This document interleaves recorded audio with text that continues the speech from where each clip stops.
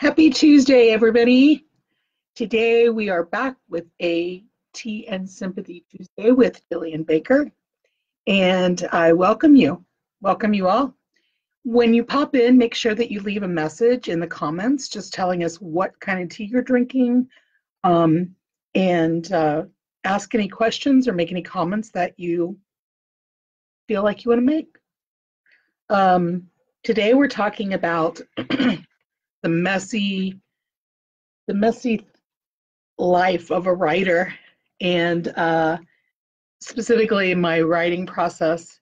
And every writer is different. We each have our own process, and they're always evolving. Thank goodness. So that's what we're talking about today. First of all, I have to tell you, I am drinking an herbal tea called Earth, and it's from the Tree of Life Tea Company. I bought it in Flagstaff at a farmer's market, and it's lovely. I kind of been digging around in my tea cubby trying to find something new, and I was like, oh, I haven't had this for a long time, and it's really good for grounding, and I felt like I really needed some of that today. I've been really up in my head, and here is my lovely, I love that. Isn't that just beautiful? That just makes me happy to see that glass, see the tea through the glass. It's the simple things, right? So you've already seen my board back here with all my sticky notes. I think I pointed that out last week. And then I have some legal paper sheets hanging back there too. That one board is magnetic, so I can do all kinds of different things with that. But I imagine this board being, well, both of them being like the crime scene boards that they use on TV. How they always have, all the pictures of the victim and who all the suspects are, and they write clues up there. That's what I imagine those to be. So I always want to just stand there and look at it like they do and kind of, well, what about this and this and this? Unfortunately, I only have the cats here with me all day, so they don't usually give me a lot of great ideas or feedback. But sometimes I just need a sounding board, so sometimes I can come up with it on my own if I talk about it out loud. So anyway, that's the boards. This one right now, is actually a list of things that I need to do, and that's not even all of them, for the launch that will be coming up for Liable to Kill. And then this one, of course, is my board with all of my details and notes on it. And one of the nice things that I like to do with sticky notes, sometimes I'll do it on the board, sometimes I need a bigger area. And what I'll do is I'll go and I've got some closet doors, sliding closet doors on the other side around the corner. I think I've told you before that my office is in a loft. So anyway, I can go around this corner and have all of this space that can't really be used for anything else. So I can put the sticky notes up there, and then if I'm not sure in what order I want to put the ideas into the book, I can move those sticky notes around and kind of see where it flows, where the ideas flow together better.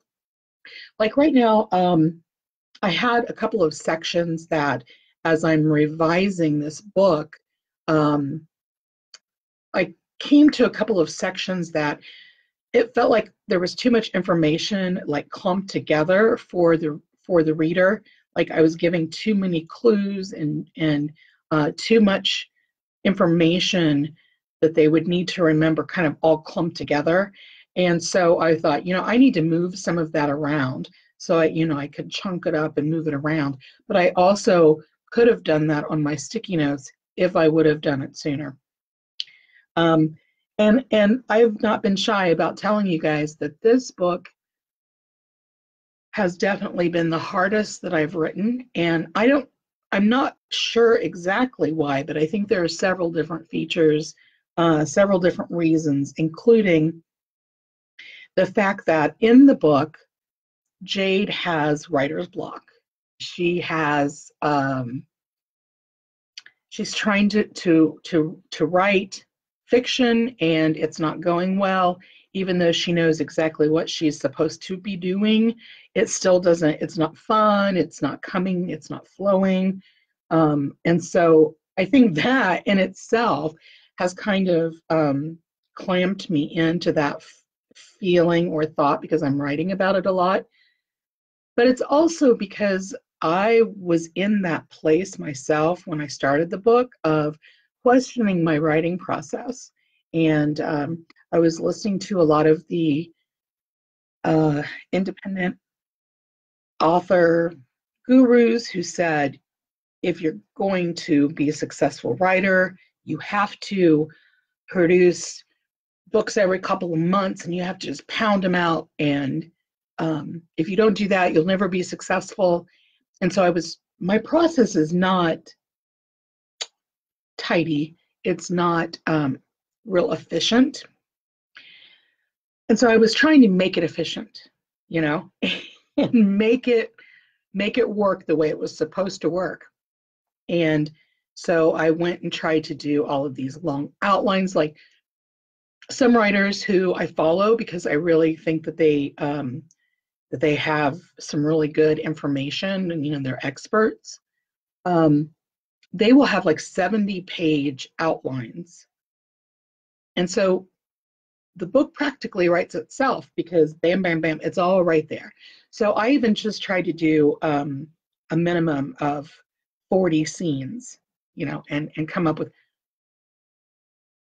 it just doesn't work for me. And I tried and tried and tried and tried and got discouraged and put it aside and then pulled it out again when I felt like, oh, I got to get this done.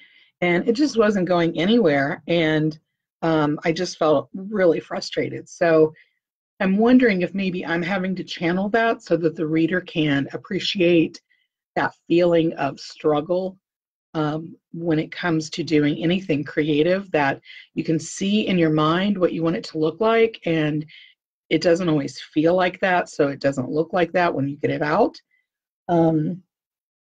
So anyway, this has been a challenge, but I've learned a lot about my process.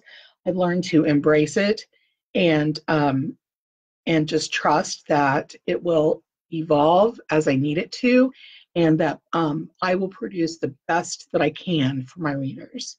So even if I don't come out with a book every 2 months, my readers will love what I write so much and they will connect with it, that it won't matter that I don't have, that I don't have a book out every 2 months, right?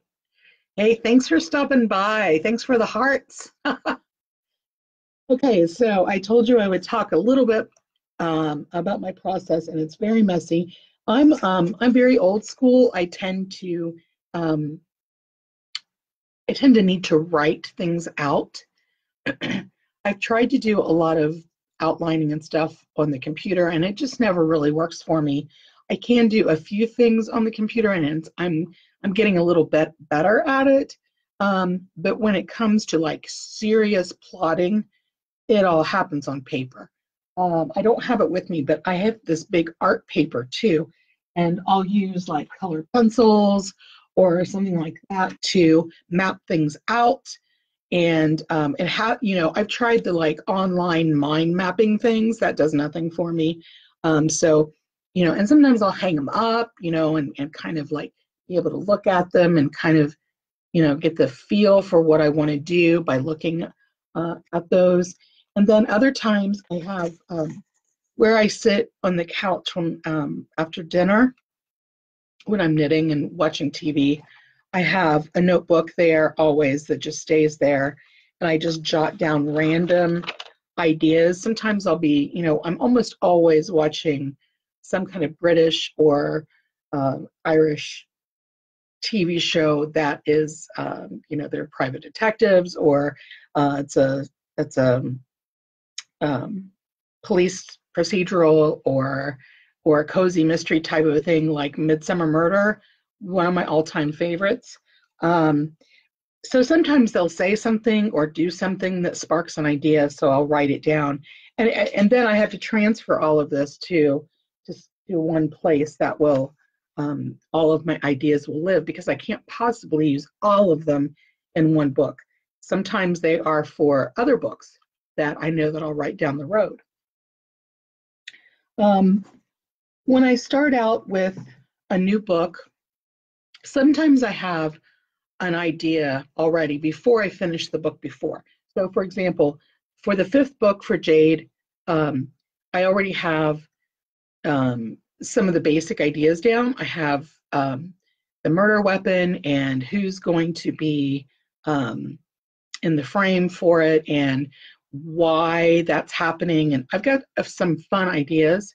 Um, so when I get to that place, whether I'm finished with the book or not, I will start a new murder book. That's what I call it. And these are just everything from random ideas. I mean, it's really a mess. I'll use whatever pen or pencil I have handy. I love to color code, if you haven't noticed that. Um, I like to color code things. I'll draw little images for myself. Okay, where's the midpoint? The murder needs to happen before this, all those kinds of things. So it's like you get all these great ideas and then you have to fit them into, I don't want to call it a formula, but kind of an outline sort of thing. I mentioned this last week that as readers, we don't even realize consciously that there's a kind of formula, I'll just have to use that word, that we look for when we're reading.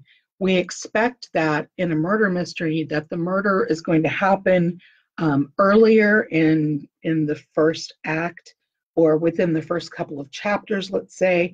And if it hasn't happened until chapter 6 or 7, we're starting to get a little annoyed with the writer and feel like something, like we're missing out on something.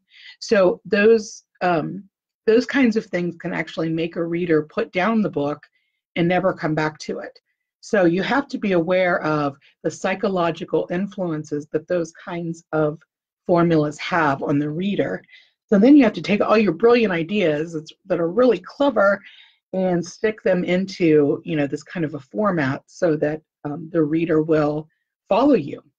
It's no good to be a writer if you don't have any readers who enjoy what you do. So I start out with a murder book.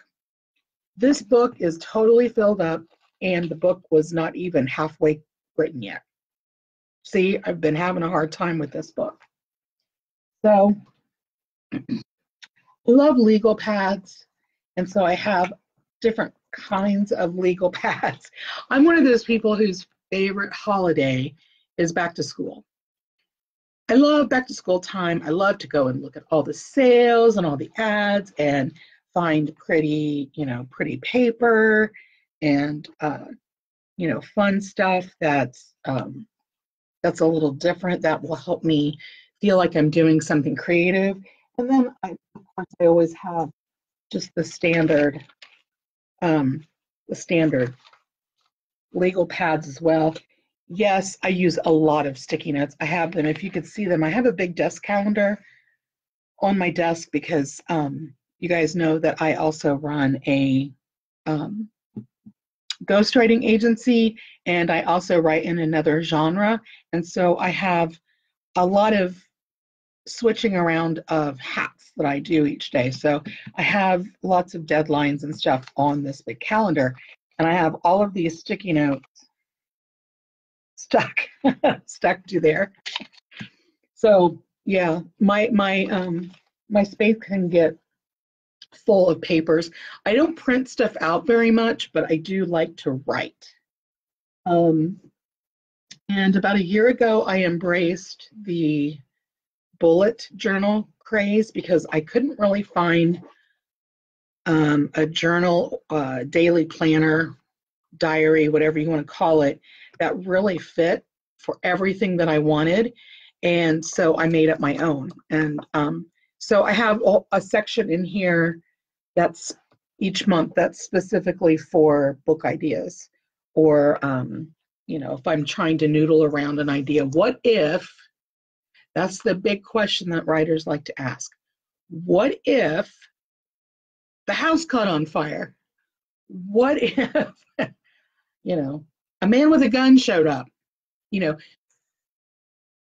know, one time I was really frustrated when I was writing this book, and I decided, I'm just going to go take a walk. And so I took a walk, got our mail, because our mail is like not brought to our house. And on the way back, I had some great ideas. I was asking myself, what situation can I put Jade in that would just make it so much worse for her? And I know that sounds really cruel, but that's what we do. We have to keep upping the action so that people are like, oh no, I can't stop reading now. I have to find out if Jade dies in the fire, or whatever. Does she get her cats out? Are Tommy and Tuppence okay? Their fur gets singed, whatever. So anyway, I was coming up with all of these ideas as I walked home. So as soon as I got to my porch, I always have, I love to sit out on the porch and write. Cold, snow, wind, rain. Unless it's really super hot, I love to sit out there. So I sat down. I always have pencils and pens out there. They just live out there. And I wrote on an envelope all of these ideas that I came up with. Some of them were good, some of them weren't, but just jotted all of them down that I could think of. And then I went later and picked out 2 or 3 that I really liked. Some of them I didn't use and I may never use, but some of them I really liked from possibly other books that I'll write in the future. So I also have some spreadsheets. And that's just like ways for me to, so I don't have to keep scrolling back and seeing, oh, wait, where did I say that, where did I put that clue? Is it before this? Is it after this? I need to know so I can finish writing the scene. And so I have everything organized of like the main events, what day and time it happened, what chapter and section it's in or scene it's in. Anything that I want to add or change, I'll write in a different color so that I can go and look at that, and it's just a lot easier for me to in one view that I can look at. So, and then I also use Evernote to do a lot of my research. I love the little, you guys don't know Evernote and you really are into like organizational type stuff, you should check it out because they have this little applet that you can put on your computer. It looks like it's a little elephant, a little green elephant. And when I am researching something, if I come across something that I want to use as research, or if I'm actually researching something, I can click that little elephant and it will let me highlight or circle or make notes on it on the actual blog post or whatever. And then it will save to a specific folder within that so that I don't have to go back and search for it again because I may not find exactly what I had found before. So anyway, I use lots of different techniques and tools, different parts of the process. I use different things. I usually don't use the legal pads until I'm almost finished writing the first ugly draft or even into the revision, because then I have to get really specific. With a mystery, it's really different than some other types of genres because you have to have, your red herring, you have to have all your clues, you have to have misdirection, all those kinds of things, and they need to come at certain times. Sometimes you just kind of throw them in the first draft and just so they'll be there so that you capture the idea, and then you have to go and make it all beautiful later. So, we start out with this, and then from there, I can capture all my ideas. Then I'll go back and I'll highlight and mark out and circle and add ideas as I go along. So it's just a really hot mess. But it's my hot mess, and it works for me, And so that's what I have to go for. So anyway, if you've ever written anything, if you've written fiction or even nonfiction, tell me about your writing process in the comments. I'd love to hear them. And thank you so much for joining me today. Thank you for coming and visiting us today. And I will talk to you next week. Have a wonderful week, guys. Bye.